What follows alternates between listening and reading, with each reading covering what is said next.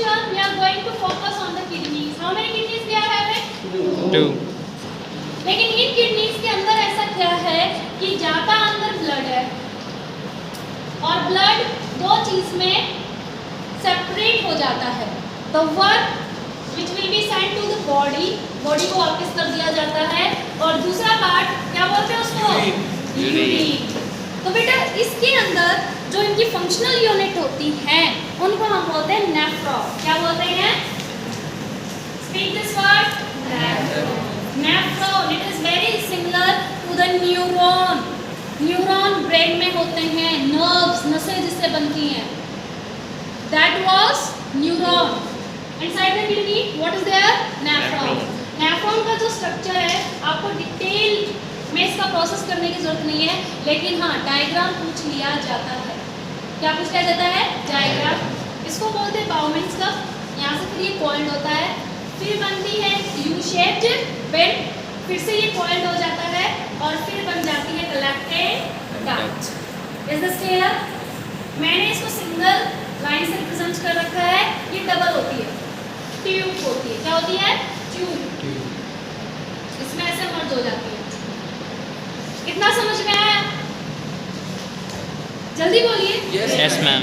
अब इसके पार्ट्स कर लेते हैं। दिस कप लाइक स्ट्रक्चर, जहां ब्लड पहली बार आता है, इसको हम बोलते हैं बाउमेंस कप। बाउमेंस कप या बाउमेंस कैप्सूल। बाउल जैसे कर्व्ड होती है वैसे ही होते। ये कौन आ रहा है? एफ्रेंट। क्या आ रहा है? एफ्रेंट। जब ब्लड पहली बार, ऐसे ऐसे नेफ्रॉन एक एक मिलियन होते हैं, एक एक मिलियन होते हैं। जैसे आपके पास चाय की छालनी में पोर्स कितने ज़्यादा होते हैं? यस और नो? आप एक बार से फिल्ट्रेट डालते हो, जो सॉलिड पार्ट है वो ऊपर रह जाता, फिल्ट्रेट आपका कप में आ जाता है। तो ऐसे ही यहाँ पे ब्लड को फिल्टर करने के लिए क्या है? नेफ्रॉन। तो ब्लड जब यहाँ से होके गुजरेगा तभी तो उसमें से हम यूरिन निकाल पाएंगे। तो ब्लड को इसके थ्रू होके गुजरना पड़ता है। Is this clear? Is this clear? तो ब्लड पहली बार कहाँ से आता है? एफ्रेंट। यहाँ पे फिर ऐसे कर्व बन जाता है और फिर यहाँ पे ऐसे।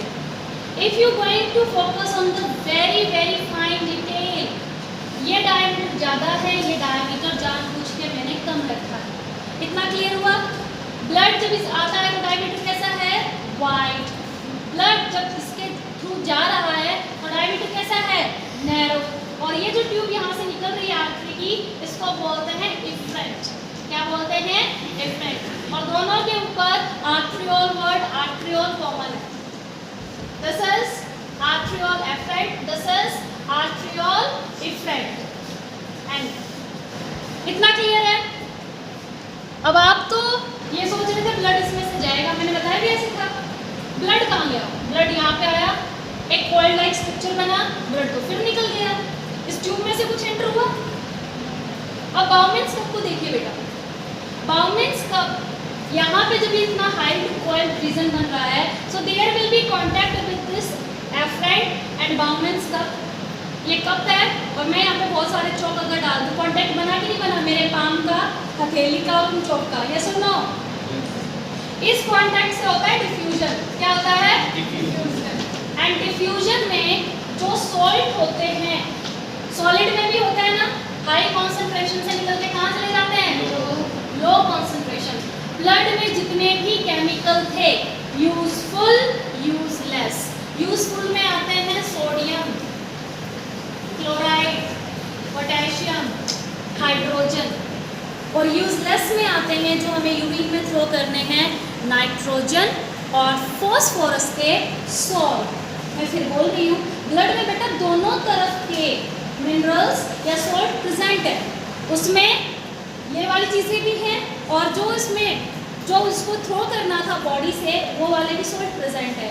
लेकिन बाउमेंस कप हर एक चीज़ को निकाल के यहाँ पे स्टोर कर लेता है। Is this clear? कैसे कि पॉइंट ऑफ कांटेक्ट से। ये कांटेक्ट बन रहे हैं कि नहीं बन रहे हैं?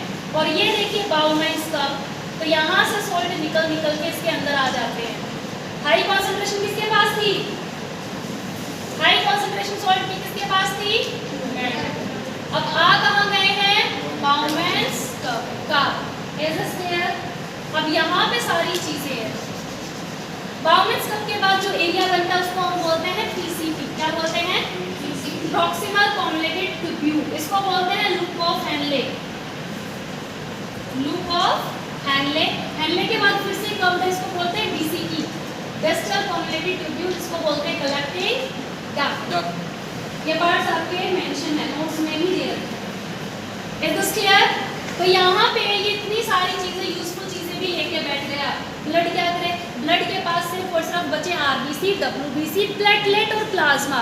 हालांकि प्लाज्मा का भी काफी सारा पार्ट बाउंड्स कप अपने अंदर उतार लेता है। अब ब्लड के पास कुछ बचा? ब्लड में बेटा एनर्जी थी, खाना खा के आपने गलाइस ने जो भी खाने से सब किया था सारा किसको मिल रहा था? किसको दिया था? जल्दी बताइए। Very nice. How many of you are taking the regular online classes? Regular. Only 1, 2, 3. That is why this response is there. Loss आपका है बच्चे। ये इतने डिटेल में समझा रखा था कि ऑनलाइन में आप पूछिए मत। हाँ जी, कैसी स्लाइड्स थी? एनसीईआरटी से समझाया था कि मैंने अलग स्लाइड से समझाया था? ये अलग से, जिसमें एक एक चीज़ डिटेल में दे रखी है। आपका एफरेंट डिफरेंट में नहीं पता, बल्कि तो ट्रांसपोर्टेशन के टॉपिक है। ओके, अब कैपिलरी वर्ड बोलूँगी तो कैपिलरी भी आपको समझ में ही आएगा कि कैपिलरी कहाँ से आ रहा है। Fine, as you have decided. यहाँ से बन जाती है कैपिलरी। कैपिलरी फिर से इस तरह से रैपअप होती है। इसमें जा रहा है हमारा ब्लड। क्या जा रहा है? ब्लड। ब्लड इन चीज़ों को दोबारा से, क्योंकि अभी ट्रैवल कर रही है नेफ्रॉन में। किसमें ट्रैवल कर रही है? इसीलिए ब्लड दोबारा से पॉइंट ऑफ कांटेक्ट बनाता है ताकि उसको यूजफुल चीजें वापस इस ट्यूब्यूल में से मिल जाए। Is this clear? पहले सब कुछ किसने ले लिया था? बाउंड्स कप ने। लेकिन ब्लड क्या देने आया था? यूजलेस चीजें या यूजफुल चीजें? यूजलेस। और वो मैंने बताया क्या थे? नाइट्रोजन और फॉस्फोरस के इनऑर्गेनिक सोल्ट। लेकिन ये सारी चीजें, इसका वाटर तक मैंने बताया था, प्लाज्मा भी इतना थिक हो जाता है, डब्ल्यूबीसी आरबीसी परेशान होने लगते हैं और ये वाटर तक लेके बैठ जाता है ब्लड। और ब्लड की वेसल्स आप नेफ्रॉन पे देखेंगे तो ऐसे से रैपअप रहती हैं। जहाँ जहाँ इन दोनों का फिर से पॉइंट ऑफ कांटेक्ट, मान लीजिए नेफ्रॉन है डार्क, इस पे ऐसे कैपिलरी गुजर रही है, कैपिलरी सिंगल सेल थिक, और यहाँ से फिर से हाइड्रोजन निकल के, सोडियम निकल के ब्लड के पास वापस चला जाता है। तो ऐसे ब्लड अपनी इंपॉर्टेंट चीजें इस नेफ्रॉन में से दोबारा निकाल लेता है। और जो सॉल्ट बचे कलेक्टिंग डक्ट के पास गए। कलेक्टिंग डक्ट सारा का सारा मटेरियल किसको दे देती है? यूरेटर। किसको दे देती है? यूरेटर। किडनी से जो ट्यूब्स निकलती हैं, क्योंकि ब्लडर हमारा नीचे होता है, किडनी थोड़ी सी ऊपर होती है, तो किडनी ये देखिए यहाँ से क्या निकलते हैं? यूरेटर। ये ट्रायंगुलर क्या होता है? Urinary bladder. यूरिन यहाँ पे स्टोर होता है, नीचे के पॉइंट को यूरेथ्रा बोलते हैं। And I have told you about 2 sphincters also. 2 sphincter होते हैं, 2 गेट होते हैं, एक आपकी मनमर्जी से खुलता है, एक ब्रेन खुलता है। इज इट क्लियर और नॉट? ऐसा नहीं है आप कभी भी वॉशरूम जाएंगे यूरिन को रिलीज करके आ सकते हैं, सब नीचे वाला आप खोल सकते हैं, लेकिन इसके ऊपर एक गेट, एक वॉल और रहती है, वो ब्रेन डिसाइड करता है। जब ब्रेन को यहाँ से सिग्नल जाएगा कि हाँ ब्लैडर पूरा फिल हो चुका है, यहाँ से नर्व्स निकलती हैं, नर्व्स जाएंगी ब्रेन के पास, यहाँ से आपको एक फील आती है that you need to pass the urine. Brain इस पहले स्फिंक्टर को ओपन कर देता है, ये आप खुद अपनी मनमर्जी से ओपन करते हैं। Is it clear? और इस ट्यूब को जो किडनी से यूरिन लेके आ रही है, इस ट्यूब को यूरिन किसने दिया? कलेक्टिंग डक्ट ने। सारी कलेक्टिंग डक्ट एक एक करके, एक एक नेफ्रॉन का नहीं होता यहाँ पे, एक कलेक्टिंग डक्ट पे बहुत सारे नेफ्रॉन ऐसे लगे रहते हैं। तो कलेक्टिंग डक्ट एक है, लेकिन नेफ्रॉन क्या है? काफी ज्यादा लगे रहते हैं। ये कलेक्टिंग डक्ट किसको दे देती है? यूरेटर। यूरेटर कहाँ स्टोर कर देता है? ब्लैडर, और ब्लैडर से रिलीज हो जाता है। तो ऐसे हमारा जो ब्लड है अब वो फ्री हो चुका है, उसने किडनी के नेफ्रॉन में क्या क्या चीज़ें डाल दी? Salt, and the salts were of nitrogen and phosphorus. Urea है, अमोनिया है, यूरिक एसिड है। Is this clear? Is this clear? तो ऐसे अब हमारा और जिसने क्लास नहीं अटेंड की होगी, आपने क्वेश्चन किया ही नहीं, ब्लड में सारी चीज़ें आई कहाँ से? You haven't seen the video also. This things are known as metabolic waste. ये जो कार्बन डाइऑक्साइड आप रिलीज कर रहे हैं, एक एक सेल ने प्रोड्यूस किए कि नहीं किए है? एटीपी बनाते बनाते कार्बन डाइऑक्साइड बनती है कि नहीं बनती है? बनती है। लास्ट वर्ड, एटीपी का बनना क्या कहलाता है और कहाँ बनती है? Get up please. यस बेटा, एटीपी फॉर्मेशन। सेल के अंदर एटीपी नहीं बनेगी तो क्या सेल सरवाइव कर पाएगा? इस प्रोसेस का नाम क्या है? नाइस बेटा, सिट डाउन। नेक्स्ट, कहाँ बनती है एटीपी? 9th में have you talk about mitochondria, power house of the cell. Sit down. और एटीपी बनाते बनाते हमारे सेल साथ में बना बैठते हैं carbon dioxide. So many times I have told you, factory में बिस्किट बन रहा है लेकिन धुआं साथ से निकलता है कि नहीं निकलता है? तो धुएं के लिए नहीं लगा रखी उसने करोड़ों की फैक्ट्री, लेकिन एटीपी बनाते बनाते वो गैस निकलती है। गैस हम ब्लड को देते हैं, ब्लड लंग्स को देते हैं, लंग्स नॉस्ट्रिल के थ्रू बाहर रिलीज कर देते हैं। आप सोते भी रहते हैं लेकिन फिर भी गैस आ कहाँ से रही है? ऐसे ही सेल में सोल्ट भी बनते हैं। क्या बनते हैं? सोल्ट। और वो भी सेल तो रिलीज नहीं कर सकते, क्या भागे भागे फिर सकते हैं सेल हमारी बॉडी में? Can they change their place? तो वो अपने सारा का सारा गार्बेज निकाल के किसको दे देते हैं? ब्लड का बटन ले रहा है, उसके अंदर बहुत सारी यूजलेस चीजें हैं और वो फिर कहाँ आता है? किडनी में। किडनी यूरिन बना के उसको फिल्टर कर देती है। रही बात प्लांट की, प्लांट के पास ना किडनी है, सेल तो है, ये सारे सोल्ट फिर से बनेंगे।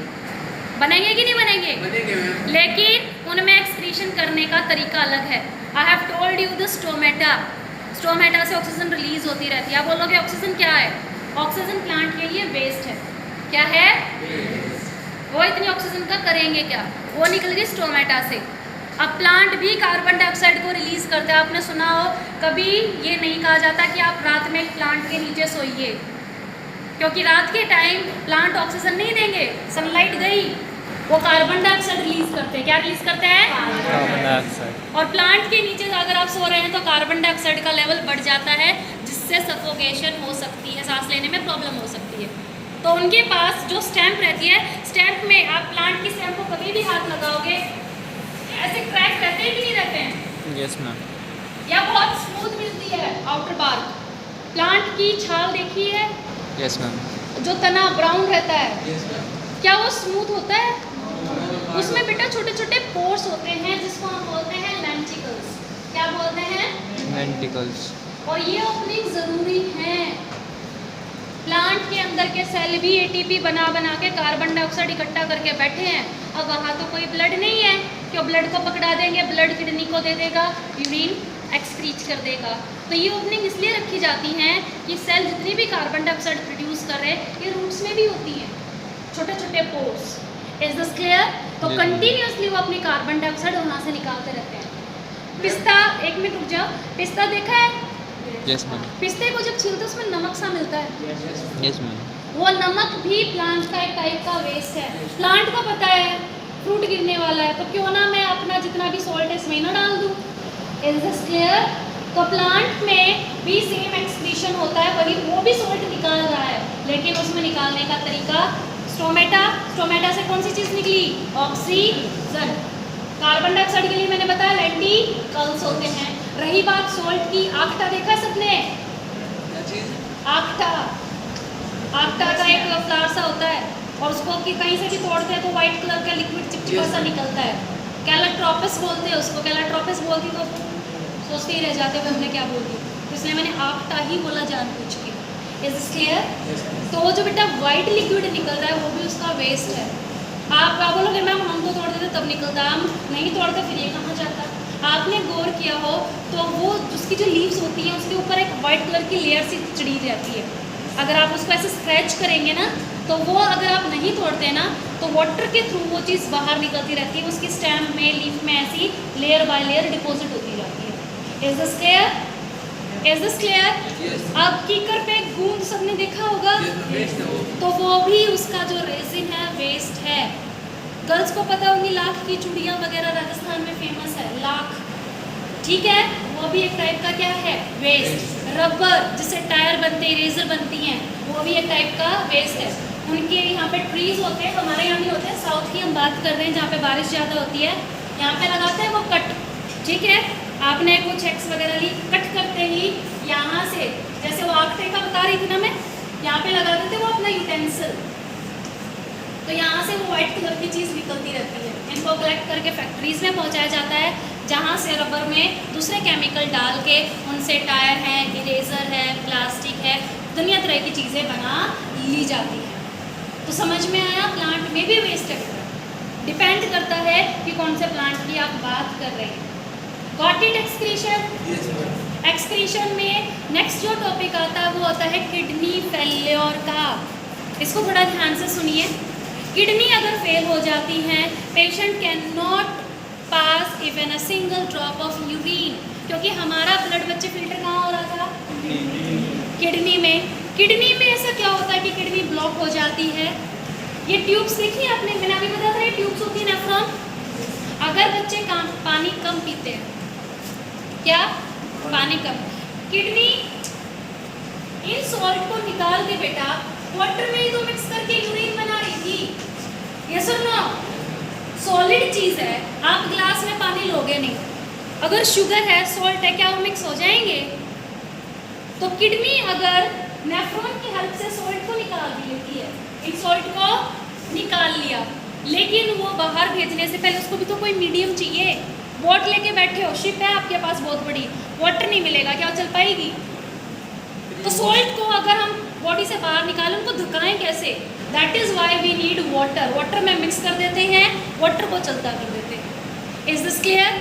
और जो बच्चे सर्दियों के टाइम पे खासकर पानी कम पिएंगे, क्या आपके ब्लड में सॉल्ट कम हो गए? सेल्स तो उसी तरह काम कर रहे हैं, और ये यूज लेस सॉल्ट भी तो उतने ही बनेंगे। सर्दियों में क्या सॉल्ट कम हो जाते हैं बनना? क्या सेल अपना काम करना बंद कर देता है? तो हमारे ब्लड में सॉल्ट तो उतने ही मिलेंगे, लेकिन पानी कम करके आप किडनी की प्रॉब्लम बढ़ा देते हो। किडनी के पास अब सॉल्ट तो ज़्यादा है, लेकिन वाटर क्या है, अब इसमें मिक्स करके अगर आप कम पानी लोगे, इमेजिन ए कंडीशन, आपके पास आधे से भी नीचे ग्लास है पानी का, उसमें आपने 15 चम्मच नमक या शुगर डाल दी, थोड़ा सा तो मिक्स हो जाएगा, बाद में आप देखेंगे वो उस ग्लास में आपको दिखाई देगा सॉलिड फॉर्म में, यस और नो? ऐसी किडनी की हालत हो जाती है। सॉल्ट है उसके पास, ब्लड को तो फिल्टर कर लिया, लेकिन ये सॉल्ट जिस चीज़ में डालने हैं वो चीज़ कम है, ब्लड नहीं छोड़ता अपना वाटर इसके पास। Is this clear? अगर आपकी बॉडी में पानी कम है, ब्लड लेगा वापस नेफ्रॉन से, मेरा पानी मुझको दे, वरना ब्लड आपका जम जाएगा, क्लोटिंग हो जाएगी अंदर। हेमरेज सुना है? ब्रेन हेमरेज, एक बबल, इतनी छोटी सी भी गांठ भी आदमी को डेड करने के लिए काफ़ी है, क्योंकि यहाँ पे इलेक्ट्रिक करंट है। Is this clear? Is this clear? तो ब्लड अपना पानी नहीं छोड़ता, मुझको दे भाई, मेरे आरबीसी डब्ल्यूबीसी ब्लड कहाँ फ्लोट करते हैं? प्लाज्मा में, और प्लाज्मा में 92% वाटर ही होता है। ये ले लिया नेफ्रॉन से सारा ब्लड वापस, मैंने बताया था ना यहाँ पे क्या बन रहा है, पॉइंट ऑफ कॉन्टैक्ट, जितने पॉइंट ऑफ कॉन्टैक्ट है, ब्लड अपनी चीज़ें नेफ्रॉन से दोबारा से क्या कर रहा है, रीएब्सॉर्ब, क्या कर रहा है? अब किडनी ये सॉल्ट नहीं डाल पाती है, तो किडनी में बनने लगते हैं स्टोन्स, क्रिस्टल्स, सुना होगा ना स्टोन की प्रॉब्लम, उसके यहाँ पे स्टोन है, पैनक्रियाज में, किसी के गॉल ब्लैडर में निकलते हैं, किसी के किडनी में ज़्यादा निकलते हैं। किडनी में अब आपको पता चल गया रीज़न, तो पानी आपको टाइमली पीना है। अब ये हम सोचिए 4 घंटे पानी नहीं पिया, लेकिन 4 घंटे किडनी तो लगातार काम कर रही है। विंटर में आपको प्यास नहीं लगी तो क्या हुआ, किडनी की तो सोच के देखो। और जब ये 1 लाख, अब बोलोगे मैम 4-5 ग्रुप हो गए तो क्या हो गया, do not forget that these are interconnected. जो इनकी डक्ट है, कलेक्टिंग डक्ट, उसमें 4-5 होते हैं कि नहीं होते हैं? यहाँ से बने पहले नेफ्रॉन ब्लॉक है, तो फिर दूसरे में जाएंगे, वो दूसरे को भी ब्लॉक करने लगते हैं। तो धीरे धीरे जब आपकी किडनी फेल हो जाती है, मान लीजिए कि गई काम से, आपको पता भी नहीं चलेगा, आपकी बॉडी बहुत ही स्मार्टली पूरा ब्लड दूसरी किडनी को शिफ्ट कर देती है, और रिपोर्ट में भी नहीं आएगा। ना एक भी सिम्टम डेवलप होगा। एक किडनी आपकी खराब भी हो चुकी है। प्रॉब्लम तब आती है तब दूसरी किडनी भी 50% से ऊपर ब्लॉक होने लगती है और फिर स्वेलिंग, उल्टियाँ, खाना नहीं खा पाओगे। अभी मैंने बताया खाना से जो कुछ भी केमिकल हम निकालते किसको दे रहे थे? ब्लड को। ब्लड ऑलरेडी लेके बैठा खूब सारे सॉल्ट क्योंकि फिल्टर वो हो नहीं पा रहा है। जो भी खाओगे वापस आएगा। बॉडी को एब्जॉर्ब करने की कैपेसिटी आपने नहीं दे रखी है, खत्म है वो। Got it? यस। और जब फिर रिपोर्ट पॉजिटिव आ जाती किडनी गई काम से, अब करें क्या? ब्लड में अगर पॉइजन मतलब वो यूजलेस सॉल्ट अगर ज़्यादा हो जाते हैं आप मर जाओगे। सेल के पास ना ऑक्सीजन पहुंच पाएगी ना ग्लूकोज पहुंच पाएगा। ये कुछ ऐसा ही है, आपके दो हाथ है, दोनों हाथ में अगर आपने बकेट होल्ड कर रखी है, मैं बोलूँ तीसरी भी उठा दो, आप बोलोगे तो तीसरा थोड़ी ना। Is this clear? तो ब्लड के पास जितनी भी कैपेसिटी थी वो किससे फिल हो चुकी है? यूजलेस सॉल्ट से। अब जो यूजफुल हैं, जो जाने चाहिए थे ब्लड में, उनके लिए जगह नहीं है। बीपी लो जाएगा, सेल एटीपी नहीं बना पाएगा तो आदमी सफोकेट करके मर जाएगा, दम घुटना जिसको बोलते हैं। ऑक्सीजन भी नहीं पकड़ सकता आपका। Is this clear? और ऐसे में फिर उसको हॉस्पिटल लेके जाया जाता है। हॉस्पिटल में जो काम किडनी कर रही थी वो करती है डायलाइजिंग मशीन। क्या करती है? एक मशीन को आपका पूरा का पूरा ब्लड दे दिया जाता है 7 से 8 घंटे, और ये एक बार कराने का मतलब है 30 से 35 हज़ार रुपये, और आपको हर दूसरे दिन कराना पड़ेगा। पॉइजन इस बीमारी में क्या होता है? वाटर। आपको मरना है, पेशेंट को मारना है, पैसे नहीं है, खत्म हो गए, कहाँ से क्या करें? एक गिलास पानी पिला दो उसको। पानी नहीं पी सकता ऐसा पेशेंट। Is this clear? आपने पानी पी लिया है तभी आपका दम घुटने लगेगा, हॉस्पिटल लेके भागना पड़ेगा, क्योंकि किडनी का काम अब हॉस्पिटल वाले डायलाइजिंग मशीन करेगी। इस मशीन में ट्यूब्स होती हैं और वही प्रोसेस होता है। आपका ब्लड इन ट्यूब से गुजार दिया जाता है। यहाँ पे रहता है वाटर फिल्म। क्या रहता है? वाटर। इस वाटर को हम क्या बोलते हैं? Dialysing fluid. क्या बोलते हैं? क्या बोलते हैं? Dialysing fluid. और फिर से वही हाई कॉन्सेंट्रेशन में चीजें कहाँ थी? आपके ब्लड में। कहाँ थी? ब्लड में। तो यहाँ से सॉल्ट निकल के इस फ्लूइड में जाने लगता है। Got it? Got it? Yes ma'am. तो इस लिक्विड में सारे सॉल्ट ब्लड में हाई कॉन्सेंट्रेशन में थे, लिक्विड में थे ही नहीं, निकल के इसमें चले जाते हैं और वो आपका बन गया यूरिन। क्या बन गया? लेकिन प्रॉब्लम क्या है? यहाँ पे तो ब्लड जो यूजलेस के साथ यूजफुल चीजें दे रखा था, रिएब्सॉर्ब की थी कि नहीं कर ली थी उसमें, लेकिन डायलिसिस में वो नहीं कर पाएगा। एक बार निकली तो निकल गई और आदमी वीक हो जाता है। एक बार डायलिसिस ये करने का मैंने आपको खर्चा बताया, 35,000 रुपये मान के चलिए, और ये होता है 8 से 9 घंटे में। 8 से 9 घंटे आपको एक ही पोजीशन पे, एक ही बेड पे लेटे रहना है। और आप इमेजिन कीजिए हर दूसरे दिन, एक दिन बीच में छोड़ दीजिए, एक दिन छोड़ के एक दिन आपको वहाँ पे जाना पड़ेगा। ज़िंदगी बहुत ज़्यादा बर्बाद हो जाएगी। आप मतलब जितना भी आप सर्वाइव करेंगे, ना कोई फंक्शन अटेंड कर, अपने घर से बाहर नहीं जा सकते, हमेशा मास्क रहेगा, पानी भी एक ही आरओ का पिएंगे, खाना भी घर में बना हुआ, बाहर से कुछ नहीं खा सकते। बॉडी वीक है, ब्लड हैंड्स अप करके घूम रहा है, इन्फेक्शन होने के जो चांसेस होते हैं बहुत ज़्यादा बढ़ जाते हैं। कभी भी वो एक सिंपल फीवर भी उस आदमी की जान ले लेगा। Is this clear? और इस डायलिसिस को जो हम बाहर से कराते हैं उसको बोलते हैं हीमोडायलिसिस। हीमो का मतलब है ब्लड, और डायलिसिस क्या है? इस टेक्निक को बोलते हैं यूरिन। कैसे बना रहे हैं? मशीन के थ्रू बना रहे हैं। इसमें डायलाइजिंग फ्लूइड रहता है, वो टाइम टू टाइम यहाँ से निकालते रहते हैं, ये आउट करेंगे, यहाँ से नया देते रहते हैं। इस मशीन को नया देने की जरूरत क्या है? बेटा अगर बाहर भी सॉल्ट ज़्यादा हो गए और अंदर भी सॉल्ट है तो हमारा डिफ्यूजन का प्रोसेस रुक नहीं जाएगा? रुक जाएगा ना। तो इसमें अगर सॉल्ट ज़्यादा हो जाते हैं, हर 1 घंटे के बाद इस पूरे लिक्विड को निकाला जाता है, नया लिक्विड फिल कर दिया जाता है। समझ में आया एक्सप्रेशन? ठीक है, कल अगर पीरियड होता है तो we will be talking about transportation.